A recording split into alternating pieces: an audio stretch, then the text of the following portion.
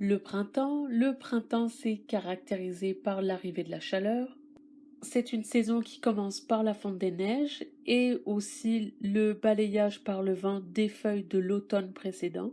Donc c'est la nature qui commence par faire un nettoyage et c'est la même chose qui se passe dans notre corps si on le permet. C'est une saison où le kapha est présent. En hiver, on accumule beaucoup de kapha. Le printemps, c'est une saison où l'activité de Vata va amener le kapha à couler, à sortir. Le kapha se liquéfie. Donc on est en train de l'éliminer progressivement, mais ça se passe dans la saison du printemps. L'action du Vata, elle est présente aussi au printemps, puisqu'il y a mouvement, il y a l'arrivée des oiseaux, il y a les arbres, les plantes qui bourgeonnent, donc c'est un mouvement. Et à la fin du printemps, on va observer de plus en plus de luminosité et de plus en plus de chaleur. Donc à la fin du printemps, le Pitta arrive et prend place.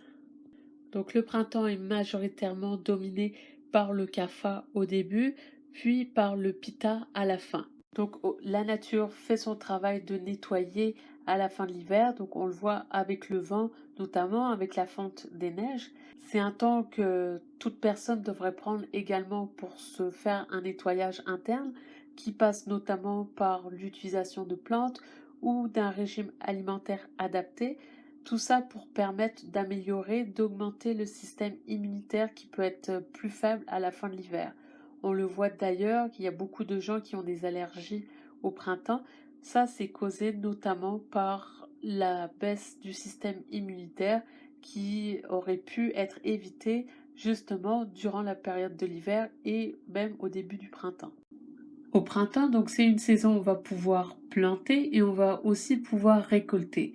Donc il y a certains fruits qu'on va pouvoir récolter à la fin du printemps et au tout début de l'été, donc notamment les fraises et les framboises. Donc tous les petits fruits peuvent être récoltés dès le printemps et ce sont les meilleurs pour Kapha et pour la saison. Au niveau des légumes, il y a beaucoup de légumes verts et il y a certains feuillus qui sont excellents pour le printemps, donc pour le kapha.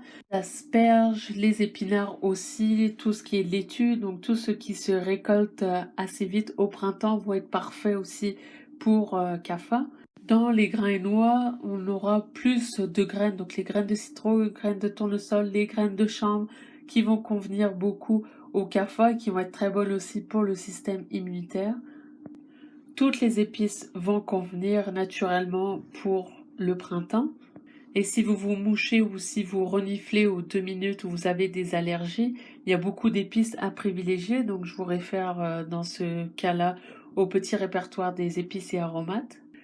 On retrouve du lait de chèvre dans la colonne des produits animaux tout simplement parce que c'est un lait qui va plus convenir au kapha. Le kapha est très très sensible aux produits laitiers, ça lui crée notamment du mucus, des dérèglements au niveau de l'élimination et ça va aussi des fois lui créer une congestion générale.